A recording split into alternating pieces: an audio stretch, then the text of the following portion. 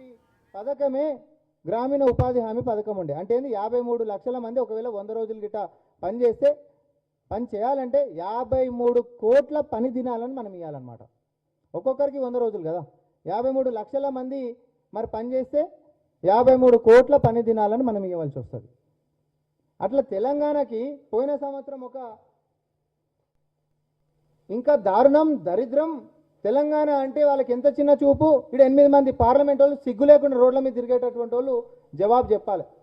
Financial year 2024-25, financial year 2025-26 అంటే పోయిన సంవత్సరానికి ఈ సంవత్సరానికి గల అటువంటి తేడా ఏందయ్యా అనంటే 12 కోట్ల పని దినాలు గత సంవత్సరం తెలంగాణకు ఉండే. అసలు ఉండాల్సింది అందరికీ 100 రోజులు గిట్ట కూలి ఇవ్వాలనుకుంటే 53 కోట్ల దినాలు ఉండాలి. కానీ తెలంగాణకి పోయిన సంవత్సరము 12 కోట్ల దినాలు ఉండే.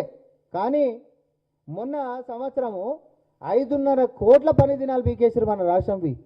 పీకేసి 6.5 కోట్ల పని దినాలు మాత్రమే తెలంగాణకి కేటాయింపు జరిగింది. 6.5 కోట్ల దినాలు మాత్రమే. ఇప్పుడు పాత పద్ధతి పాత పథకం ప్రకారము 53 లక్షల మందికి 100 రోజులు గిట్ట కూలి ఇచ్చేటట్టుంటే 53 కోట్ల దినాలు జరగాల్సింది. అట్లాంటిది 6.5 కోట్ల పని దినాలకే కుదించినప్పుడు అందరికి గిట్ట జాబ్ కార్డు చూపించుకొని కూలి గిట్ట బయలుదేరితే ఒక్కొక్కరికి వచ్చేటటువంటిది ఎంతనో తెలుసా?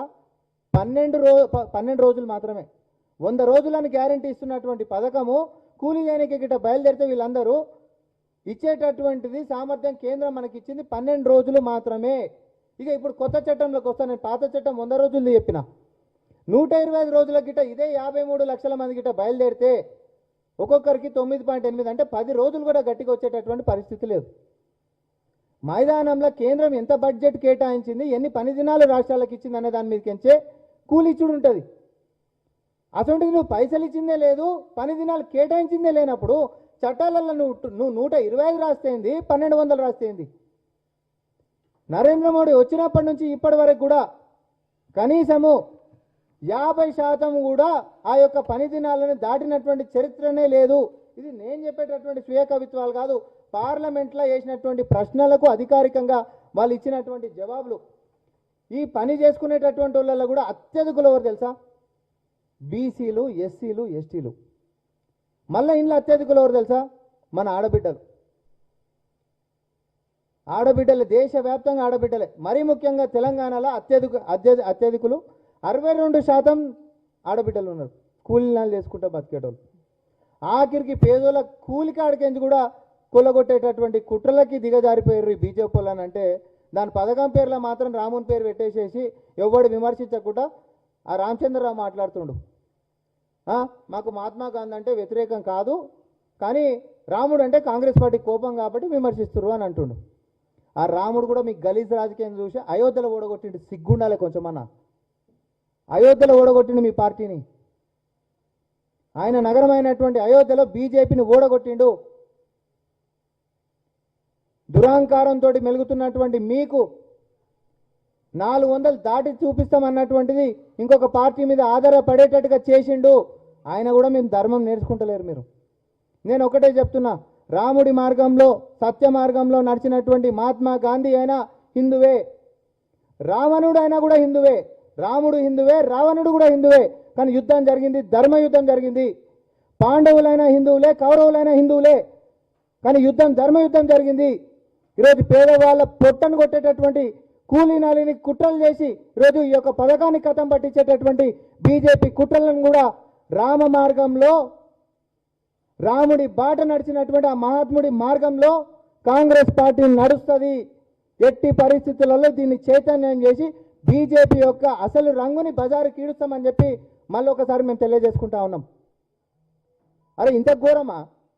కాగితాల మీద ఖాళీ రోజులను పెంచుకుంటే పోయి అందులో కూడా ఇంకా దారుణం ఏంటంటే ఆ 6.5 కోట్ల పని దినాలు తెలంగాణకి ఇచ్చినాయి కూడా గతంలో 100% కేంద్రం పైసలు ఇవ్వాల్సినటువంటి పథకం ఇది. ఇప్పుడు 60% వాళ్ళు ఇస్తారంట, 40% మనం ఇవ్వాలంట. నరేంద్ర మోడీ గారు వచ్చినప్పటి నుంచి ఇప్పటిదాకా ఇంకొక ముఖ్యమైన విషయం ఏంటంటే, నార్మల్గా కేంద్రము రాష్ట్రము ఎవరైనా కూడా సంక్షేమాలైనా అభివృద్ధి అయినా కలిసి చేసుకునేటటువంటి పథకాలు చాలానే ఉండే. అందులో గ్రామీణ సడక్ యోజన అంటే మనందరూ కూడా తెలుసు, ఊర్లలో రోడ్లు వేసుకునేటటువంటి విధానం కూడా గతంలో ఎంత ఉండే? కాంగ్రెస్ పార్టీ ఉన్నప్పుడు 90% కేంద్రం ఉండే, 10% రాష్ట్రాలు ఉండే. అటువంటి దాన్ని కూడా 60% కేంద్రము 40% రాష్ట్రాలకు చేసిండు. అంటే అన్నిట్లల్లో కూడా కేంద్రం యొక్క బాధ్యతని తగ్గించుకుంటా రాష్ట్రాల మీద మాత్రం భారం పెంచుకుంటూ పోతుంది. ఒక పక్క మనకేమో అభివృద్ధి కావాలి, మాకు ఆదుకోండి, అప్పుల విషయాలలో కూడా మమ్మల్ని కాపాడుండ్రి, మితిలు ఏమైనా తగ్గిండ్రి, పాతోడు అదో ఇదో చేసిపోయిండు, మాకు మెట్రోలు పెంచుండ్రి, RRR ఇయ్యండి, ఎయిర్పోర్ట్లు ఇవ్వండి అని చెప్పి మనం కేంద్రం చుట్టూ తిరుగుతుంటే వాళ్ళేమో మనకున్నే మొత్తం కట్ చేసుకుంటా పైపెచ్చు మన మీద కొత్త భారాలు వేసుకుంటా సెస్సులు 5 లక్షల కోట్లు సంవత్సరానికి సెస్ అంటే ఏం తెలుసా? దాంట్లోకించి రాష్ట్రాలకు ఇవ్వాల్సినటువంటి అవసరమే లేదు. అసొంటిది ఏడాదికి 5 లక్షల కోట్లు అదనంగా సెస్సులు వేసి వసూలు చేసుకుంటుంది కేంద్రం, కడుపు నింపుకుంటుంది. అవి రాష్ట్రాలకు ఇచ్చేటటువంటిది కూడా లేదు. ఎప్పుడు ఇచ్చేటటువంటి సంక్షేమాలలోనేమో రాష్ట్రాలకి వాటాలు పెంచుతూ ఉంది. ఇంత ఘోరంగా పరిపాలన సాగుతున్నప్పుడు, ఇంత ఘోరంగా నల్ల చట్టాలు తీసుకొచ్చి అటు రైతులను రోడ్డు మీద పడేసి 800 మంది ప్రాణాలు పొట్టన పెట్టుకుంటారు, లేబర్ లాస్ మార్చి అట్లా కార్మికులని పొట్టన పెట్టుకుంటారు, ఇప్పుడు కూలోళ్ళని కూడా పెట్టుకుంటారు. ఏ దేవుని మొక్త ఏముంటారా మా నాన్న? మీకు ధర్మం అనేటటువంటిది ఒకటి ఉండాలి, నిజం అనేటటువంటిది ఒకటి ఉండాలి. ధర్మ మార్గంలో రాముడి మార్గంలో నడవాల్సినటువంటి వాళ్ళు పేదోళ్ళకి అన్నం పెట్టేటట్టు ఉండాలనే కానీ నోటికాడి బుక్క కొట్టేసేటోళ్ళకి మీ యొక్క పథకాలు ఏవైతే ఉన్నాయో, మీ యొక్క కుట్రలు ఏవైతే ఉన్నాయో, రామ మార్గంలో నడిచేటటువంటి ఆ మహాత్మా గాంధీ గారైనా, నేటి రాహుల్ గాంధీ గారైనా, రాష్ట్ర ముఖ్యమంత్రి వర్యులు రేవంత్ రెడ్డి గారైనా ధర్మం కోసం కొట్లాడి తీర్థం. చివరికి నేను మళ్ళీ కూడా చెప్తా ఉన్నా, చివరికి ధర్మమే గెలుస్తుంది.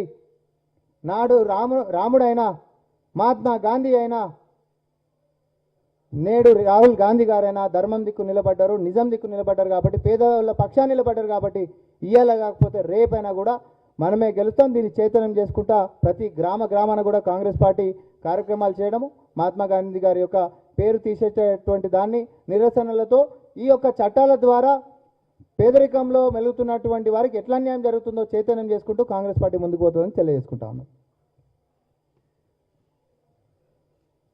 ఎనీ క్వశ్చన్స్ అన్నా?